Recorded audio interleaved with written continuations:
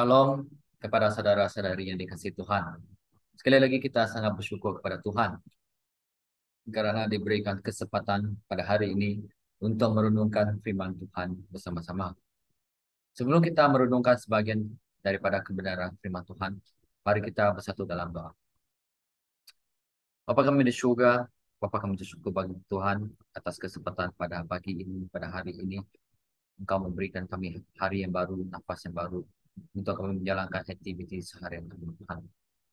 Tuhan, pada masa Tuhan kami akan merenungkan kebenaran firman Engkau, Tuhan. Biarkanlah Engkau sendiri yang berbicara kepada kami. Tunjukkanlah apa segala isi hati Engkau, Tuhan. Dan biarkanlah Roh Kudus Engkau sendiri yang berbicara kepada kami dan menunjukkan kepada kami segala kebenaran. Tolonglah kami, Tuhan, agar kami dapat menjalani kehidupan sesuai dengan segala kehendak Engkau. Dan pada masa ini kami akan merenungkan firman Engkau, minta penyertaan Engkau bersama dengan kami. Kami berdoa serahkan semua ini hanya di dalam nama Tuhan Yesus Kristus kami telah berdoa. Amin. Saudara-saudari, topik renungannya saya ingin bawakan pada hari ini adalah air. Kemarin kita sudah sama-sama mendengar renungan mengenai makanan, yaitu mengenai makanan fizikal dan makanan rohani. Nah, kita sudah tahu bahwa makanan fizikal sangat penting bagi fizikal kita karena ia membekalkan sumber tenaga kepada tubuh badan kita supaya kita dapat melakukan aktiviti seharian kita.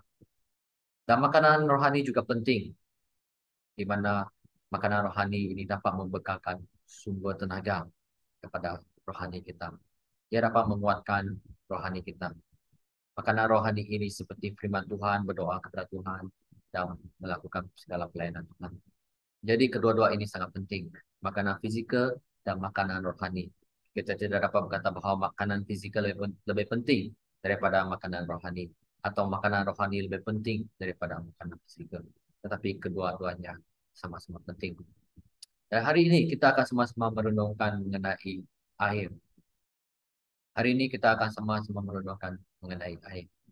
Di dalam Alkitab menyebut banyak kali tentang air. Banyak di dalam Alkitab kita dapat melihat banyak peranan air yang dipakai. Contohnya air untuk pembaptisan, air kehidupan, dan sebagainya. Tetapi pada hari ini kita akan sama-sama merenungkan tentang air kehidupan saja. Petikan Alkitab yang diambil daripada Yohanes bab 4 ayat 6 hingga 18.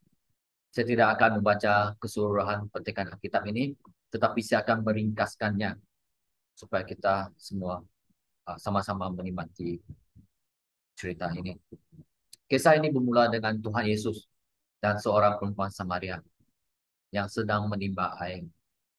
Di dalam kehausan dan keletihan, Tuhan Yesus dia duduk di satu tempat. Kemudian apabila Tuhan Yesus melihat perempuan Samaria itu sedang menimba air, dan Tuhan Yesus berkata kepada perempuan itu, diminta air minuman daripada perempuan Samaria itu. Tetapi perempuan Samaria itu dia berkata bahwa orang Yahudi tidak dapat berhubung dengan orang Samaria. Ya, karena ada terjadinya konflik.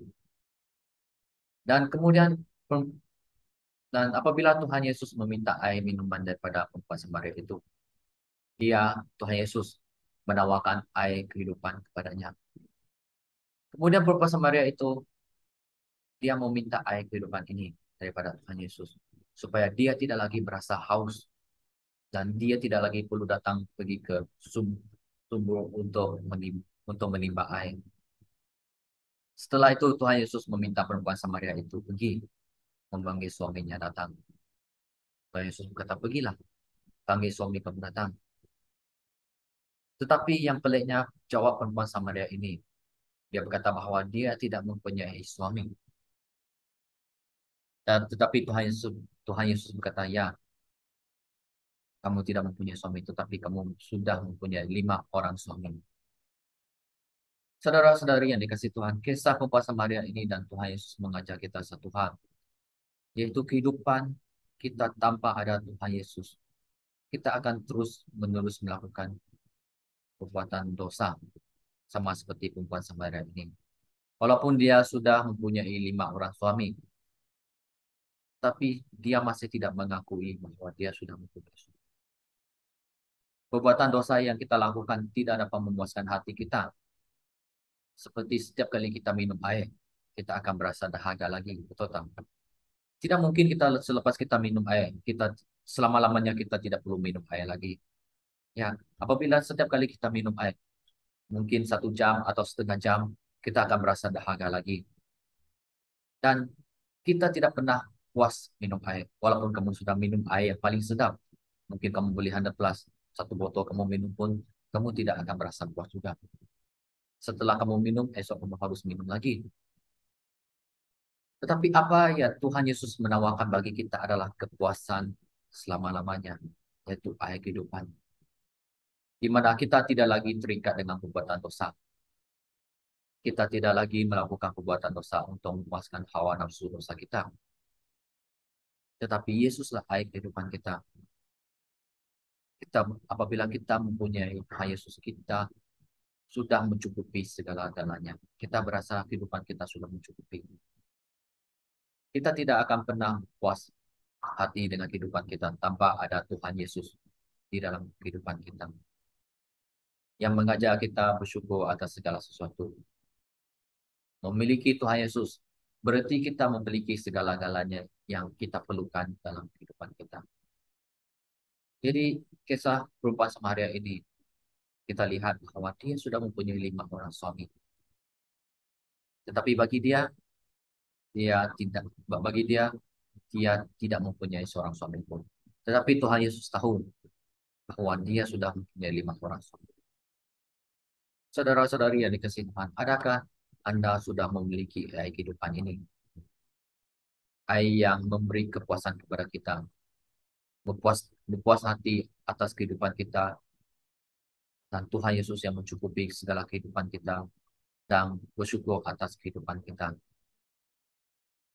Dan air yang diberikan, yang ditawarkan oleh Tuhan Yesus, membuat kita tidak akan kehausan, akan hawa nafsu lagi. Air kehidupan yang ditawarkan oleh Tuhan Yesus tidak akan membuat kita kehausan akan hawa nafsu lagi. Apa yang saya maksudkan di sini adalah kita tidak lagi terikat dengan hawa nafsu. Sebaliknya, kehidupan kita sudah dicukupi oleh Tuhan Yesus. Tidak lagi terikat dengan kedagingan hawa nafsu, melainkan mendapatkan kecukupan daripada Tuhan Yesus. Jadi saudara-saudari, air kehidupan ini sangat penting bagi kita. Di mana apabila kehidupan kita memiliki Tuhan Yesus, kita akan berpuas hati. Kita akan merasa cukup dengan kehidupan kita. Dan kita tidak lagi terikat dengan perbuatan dosa yang sering membawa atau menjerat kita ke dalam dosa.